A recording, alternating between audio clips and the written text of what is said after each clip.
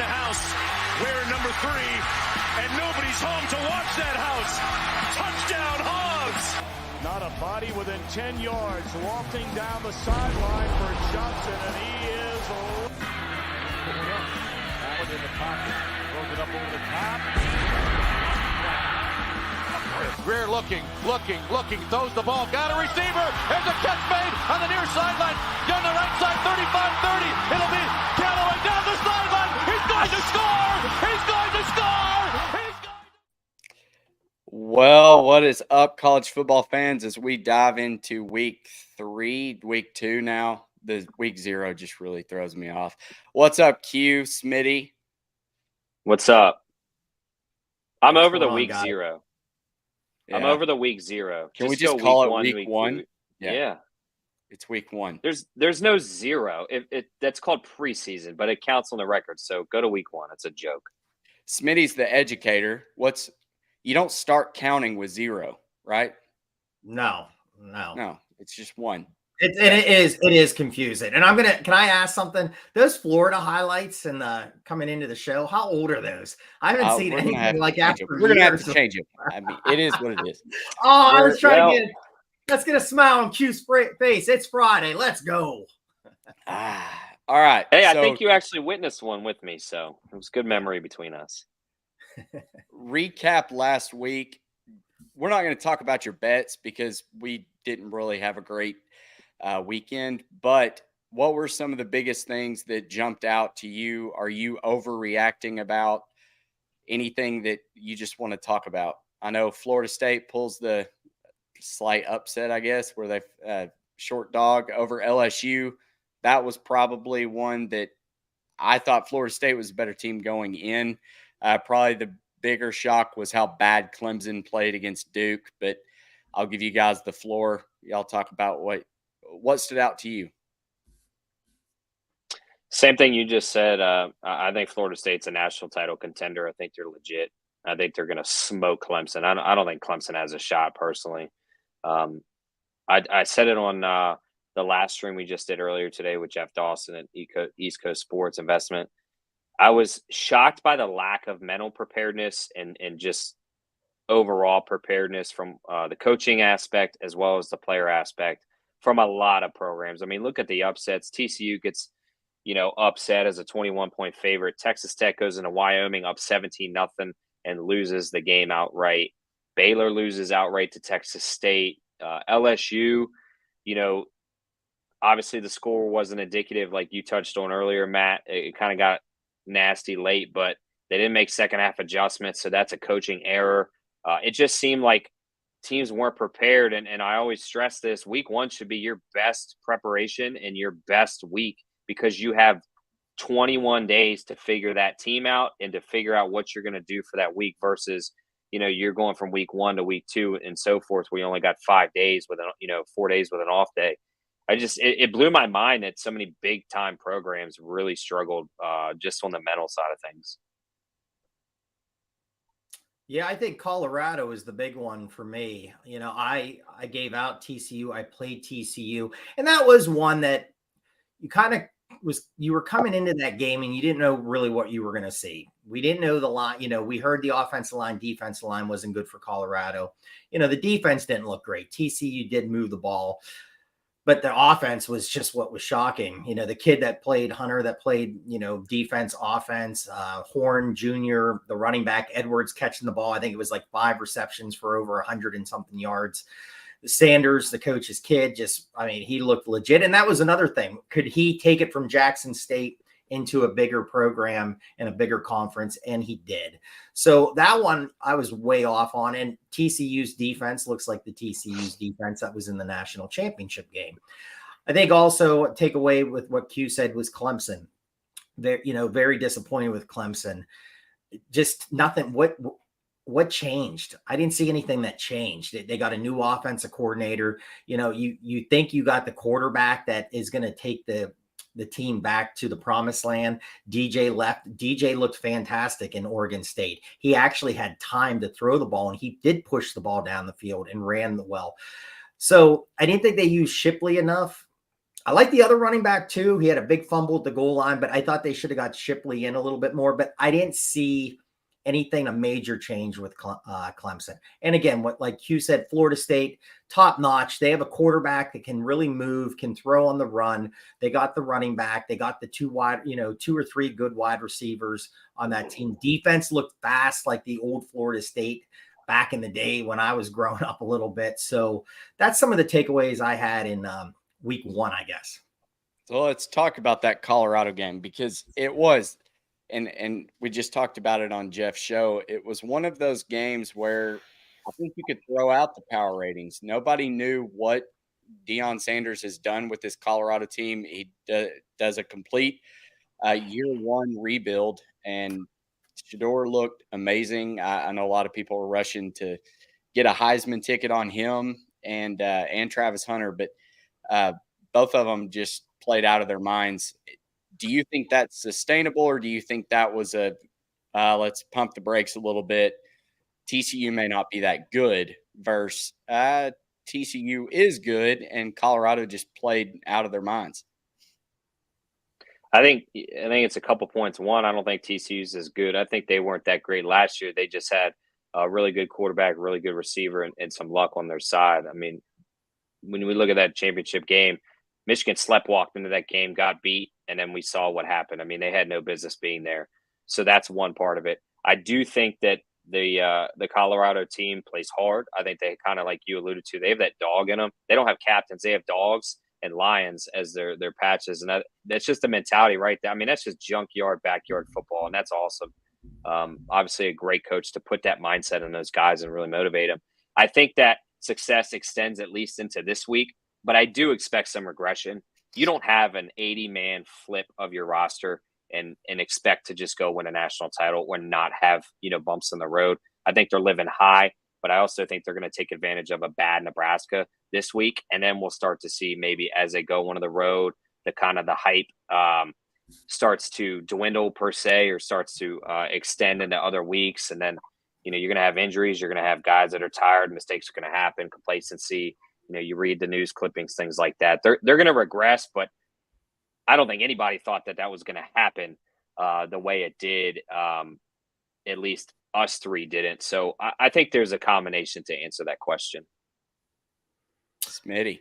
Yeah, I mean, this game, I did get on this game, and I'll go into that a little bit later. I was going to pass on this Colorado-Nebraska game because everyone, again, this is where everyone wants to bet it because it's Colorado. What are you going to see? Could they have a letdown week? They could. I'll tell you here in a few where I went with this game, but I think overall, how long can Hunter do this both ways, playing the defense, playing the offense? I mean, they're going to have, it's college kids. And I always say this, these are 18, 19-year-old kids. Sometimes they look great one week, then they come back and you're like, what happened here? But I was impressed. The offense, I was very impressed. The speed looked good. The kid looks he's a talented quarterback. Q made a great point. The coach, Deion, he's a used car salesman. He can sell it very good. And he's putting some motivation out there, and these guys are going to go with it. So this is a team that's going to be fun to watch throughout the season. I think, like you were alluding to, a lot of the public money, sharp money, 91% of the money at DraftKings, 92% of the bets going on Colorado -3. This game, the look-ahead line was like, Nebraska -7 or -10 even before the season started. I had to update my power ratings. I do think Colorado is a 3-point favorite, plus whatever you want to give them for home field advantage. I mean, even in Boulder, a point and a half, I still like Colorado. And I've got a lot of square plays this weekend. That's probably going to bite me in the ass, but we'll see. Colorado looks way too good on both sides of the ball with Travis Hunter playing DB. Jeff Sims was a pick machine, 3 interceptions in his game versus Minnesota. I think Travis Hunter is going to get him 1, if not 2, and just try to cement that Heisman legitimacy race, or Heisman race legitimacy for himself. And I think Shedeur is going to be able to move the ball against Nebraska. There was nothing I saw in the Nebraska-Minnesota game that would lead me to believe that Shedeur can't run around and make plays. So I'm heavy on Colorado. That was the first bet I made right out of the gate after that Duke Clemson game. And go Buffs. Yeah, I'm going to echo everything you just said. I see it the same way. I mean, Jeff asked us if that was Minnesota, was that bad, or Nebraska. I think Nebraska is just bad. I mean, Jeff Sims had so many overthrows that obviously aren't statistically, there for us to kind of look at. But if you watch the game, you're like, this guy's missing receivers by 6-7 yards. They're not even close. They're not on the same page. I'm not saying Colorado's got a stout defense by any means, but this thing I could see being a track meet. Nebraska is a smaller team than they normally are. Colorado might be the fastest offense in college football from maybe not necessarily a play calling standpoint, but just the speed on the field with the athletes. You're not stopping Travis Hunter and Shadur Sanders all game. I'm sorry if you're Nebraska. It's a home game. I think that success from getting that upset on the road is now going to make Boulder a rock in place. When Ralphie the Buffalo comes running through that stadium, that place is going to explode like Cordell Stewart's, running out of the tunnel. I know Boulder, it used to be a powerhouse for a few years. I think they're going to get back to that at least in week 2, hype-wise.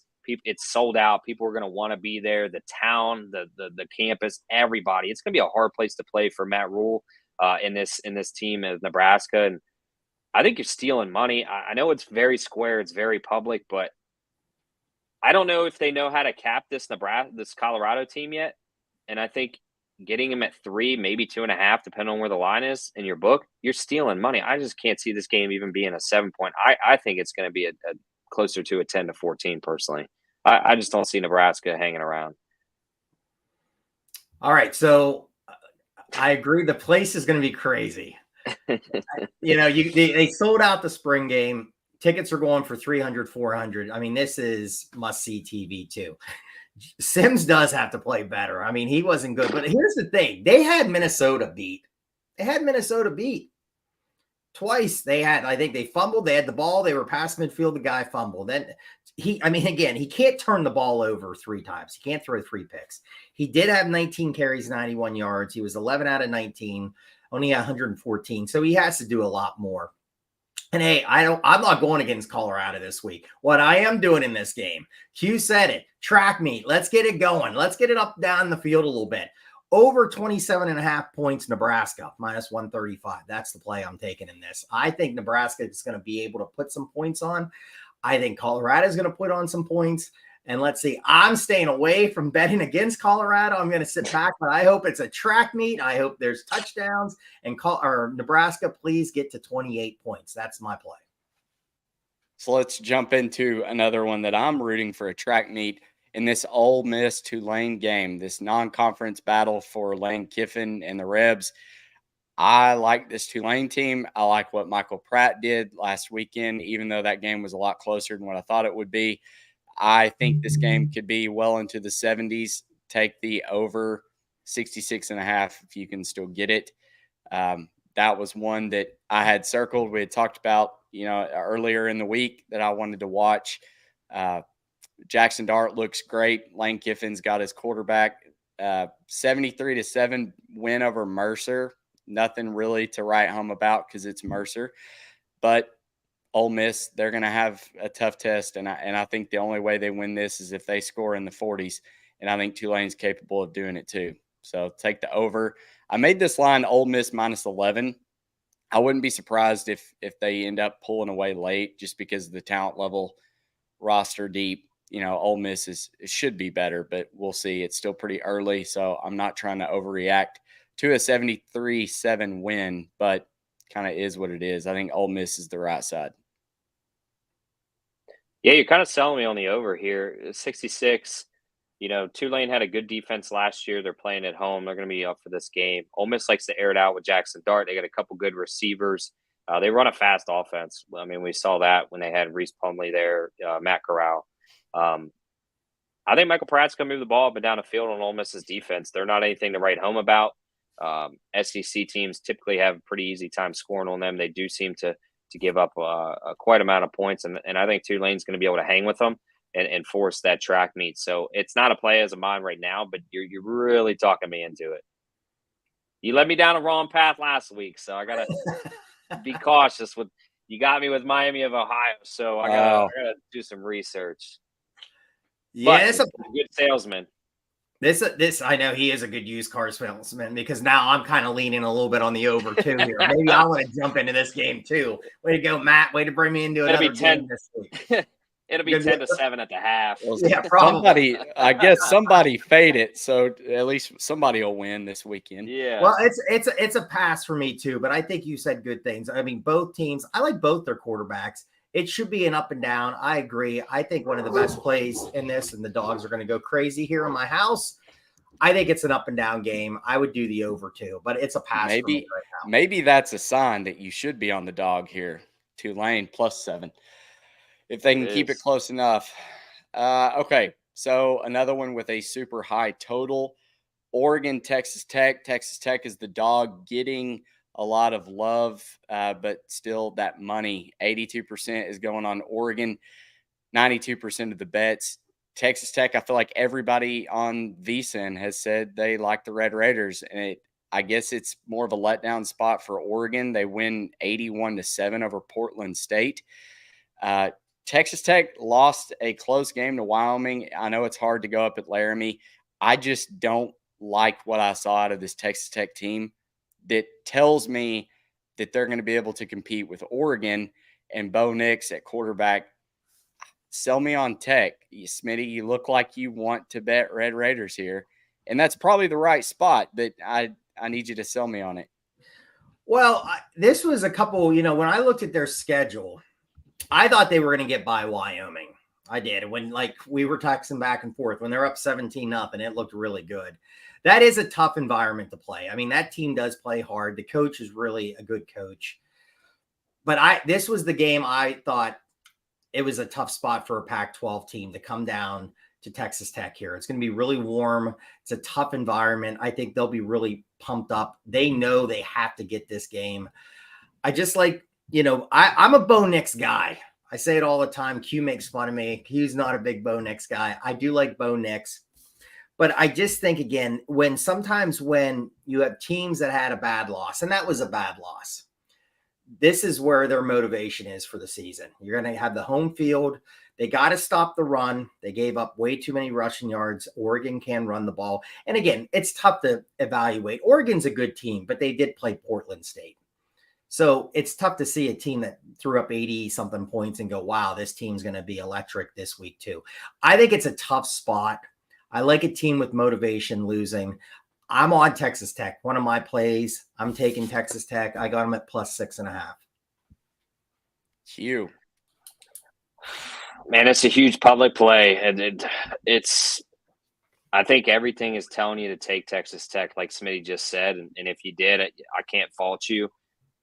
But sometimes it just seems like that's too sure of the play. And now my gut is actually starting to lean Oregon to the point I might make a play, because nobody expects Oregon to win in this game. And when I compare the two thought processes of comparing Texas Tech and Oregon to the Nebraska-Colorado matchup, I look at Oregon being a tough matchup for Texas Tech. When I look at Colorado-Nebraska, Nebraska is not a good team in my opinion. So I feel good laying that public side.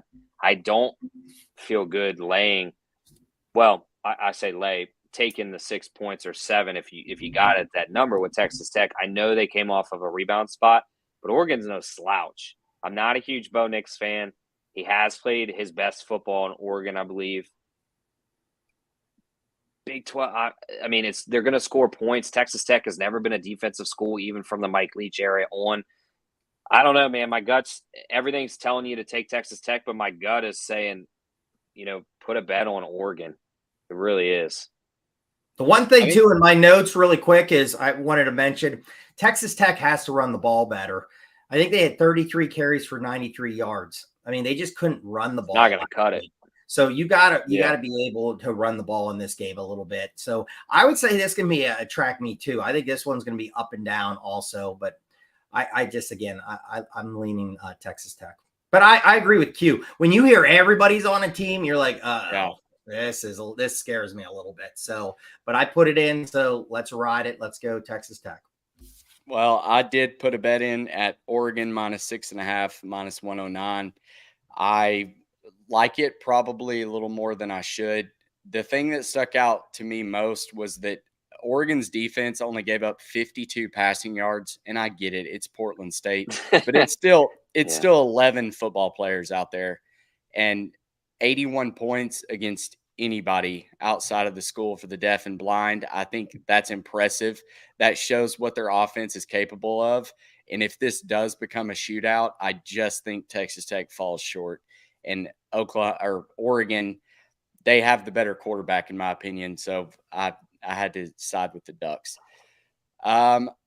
Let's jump into another Pac-12, Big 12 matchup with Utah and Baylor.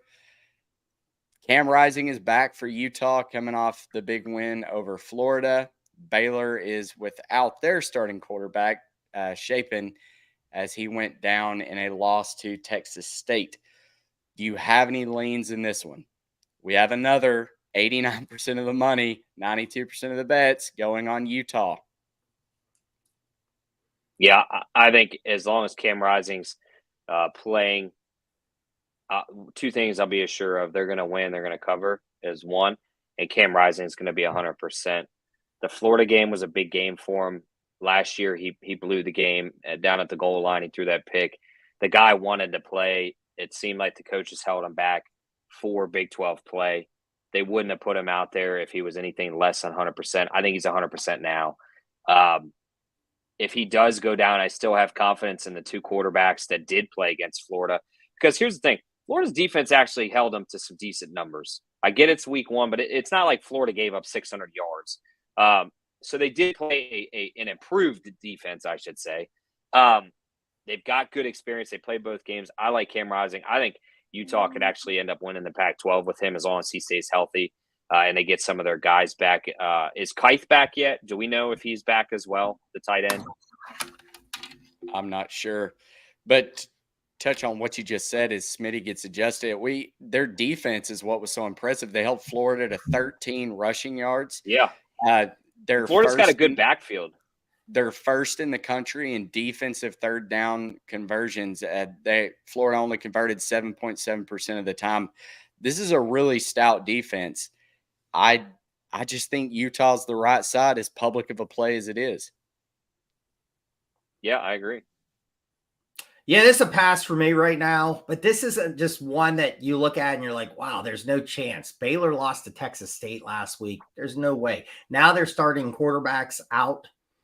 There's no way they're going to cover, win, and it's only 7.5. You would think it would be a little not higher. Moving. It's not and moving. Not moving. Yes, that's the strange thing in this. I like the Utah team a lot. Like Hugh said, with the starting coming back, the starting quarterback, he's very talented. And I do agree. I think the two backups do a nice job. The one is kind of more balanced a little bit, can throw the ball. Then you bring the speedster guy in that can run. They have enough talent. If I had to play this game, I would say Utah for sure. But it's just a weird line to me. I think it should be higher than it is. So is this Baylor team again with a bad loss? They're at home again. Are they majorly motivated? Is this game closer than we think? It's a possibility. It's a pass for me. Yeah, sure. I'm like on all the public money, so hopefully one of these cash. But I made this line Utah -15. Then you can take off whatever home field advantage you want to give to Baylor. I don't think there's more than probably 1.5, 2 points worth. But that being said, one team that has a very good home field advantage of about 120,000 fans rocking, probably the biggest matchup of the weekend, Texas at Alabama. Smitty, I'm going to let you start this one off. Who's winning this game? I like Bama. I like Bama in this one, and I like Texas. I think Texas has some really good players. I think this is just a team that's not, if you look at some of their past big matchups on the road, their ATS isn't very good, where Alabama is extremely good at home. I liked Bama last week. They're kind of back to being Bama. They seem like it was kind of like bully ball a little bit. Like they try to bully the team. They got the quarterback now that can pass, can run. You're pounding the ball again, playing good defense. That's, to me, Alabama football. I think it's going to be tough for Texas to go into this environment and win a game here. I think it's a good game for a while, but I think Bama, as the game goes on, they're going to tire them down in this. So I did play Bama, but I threw Bama in a 3-team money line parlay. So that's my only play. I did not play this game individually. I did put a money line with 2 other teams in a money line parlay. Quentin. It's a pass for me. I want to watch it, but I do actually lean the under. I think both teams, held each other last year. It was 19-14, real tight game. Obviously, Quinn goes down, but even when he was in there, the offense wasn't moving. I get Bama lost some guys. I get Texas lost, guys like Bijan Robinson and some others. And I think Alabama's playing a different style of football. Like, they're not going to beat you with 5 stars. I think they're going to beat you just with a pissed off kind of go clock in attitude, like I talked about on Jeff's show. Sarkisian, like, what do you expect from him? Saban notoriously beats his assistants anytime they play each other. I think he's undefeated, if I'm not mistaken. Sark, he doesn't win big games. I mean, look at his record. He didn't do it at USC. I don't want to say he's a liability, but he's a concern. Until he wins that big game for me, you kind of have to side with Bama until they prove otherwise. Now, I think the hook is definitely beneficial. I think it's going to be a close game, but I actually lean the under. I think both defenses will kind of step up. It's going to be loud. They're going to feel each other out for the first half, so you're going to maybe even play a first half under and go that route. But I think over under 54. I think take the under in that one. I do like the under. Texas, 6th in the country, gave up 27 rushing yards to Rice. Meanwhile, Alabama is 26th in the country in pass yards allowed at 133, which is maybe a lot for Middle Tennessee, but I don't know. I think this is like their statement game. This is probably the game that ever since week 2 last year where they lost 20-19, they've probably had this circled. Sark really needs this win to kind of cement his credibility as being, okay, I'm going to be a big name coach and be able to lead this Texas program when nobody's really been able to do it, as they continue to ask the question, is Texas back? No, they are not. And this would be a big step in the right direction for the Longhorns. As much as I hate to root for them, I'm going to have to side with the Longhorns here. I think they can keep it tight. And I just don't think Alabama is, and I know, Smitty, you said they may be the Alabama of old, where it's just run, and then hit a couple of key passes. I don't know if Jalen Milroe is that guy that's going to do it. Jury's still out for me on him. I do think if Texas can keep it low scoring, I love the 7.5 that you can get with the Longhorns. Close it out, Notre Dame, NC State. This is one that I posted on Twitter earlier in the week. I thought this was going to move. I just saw Notre Dame's -8 now, so it hadn't moved just a whole lot. But I took Notre Dame -7.5. And again, it's one of those 7.5 point spreads where the money and bets are all on one side.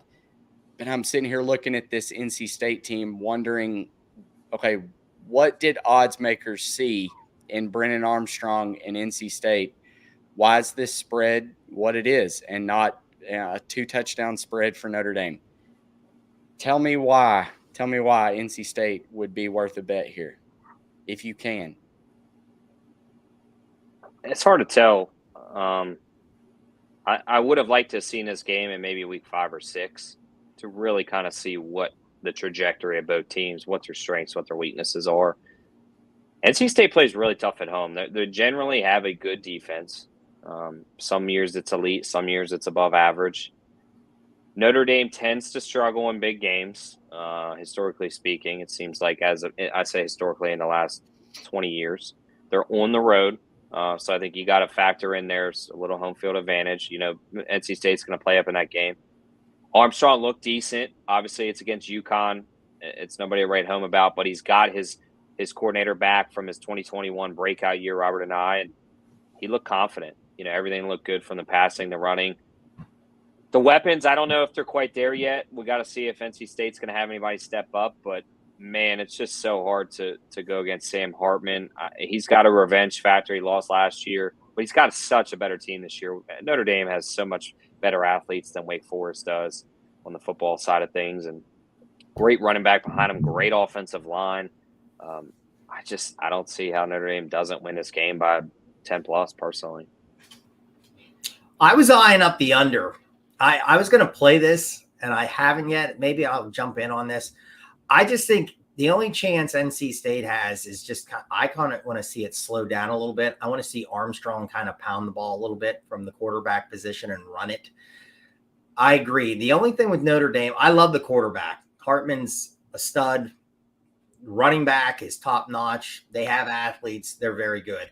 My thing I want to see with Notre Dame is they played Navy. Navy's not a very good football team. They played Tennessee State, not a very good football team. So what Notre Dame team is this? Are they really legit? Not saying NC State's a powerhouse too. Like Q said, they played UConn. That game was really tight. It was a lower scoring game. That's why I was kind of leaning a little bit on the underplay on this. So I just think that's the only chance NC State has in this game is try to run the ball, pound the ball with Armstrong at the quarterback position. I think Notre Dame's going to win it. My play is if I jump into this is an under. But I saw some people I really respect. They like the over in this, so maybe I'm just way off on this game. 79% of the money and 85% of the bets are on the over. 51, I'm not sure what it is currently. Like I said, I did this earlier in the week. But back to it, Navy and Tennessee State, they won 42-3, 56-3.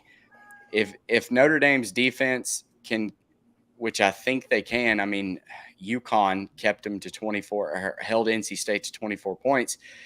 I think Notre Dame should be able to move the ball at will. But you know, that home field advantage, how big is it going to be at a noon Eastern kickoff? We'll see. But we teased it kind of last weekend. I think it may have been off air, but we're going to start doing a 3-team teaser just for the sicko bet of having a 7-point teaser that the three of us will all come up with one leg. So without further ado, we're going to dive into that segment of it.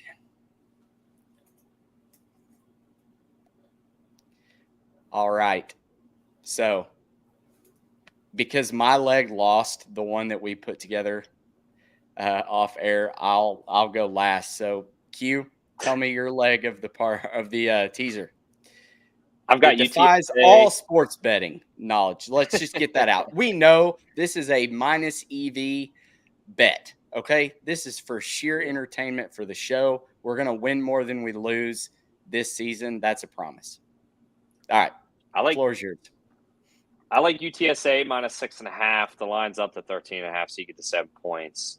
Frank Harris looked horrible last week. That's so uncharacteristic to have 3 picks like that. He's got 2 great receivers, Cephas, and the other guy's losing his name. He got great running back. They're going to bounce back at home, and I think they handle business pretty easily. Smitty, what's your leg? All right, I like Georgia Southern at home against UAB.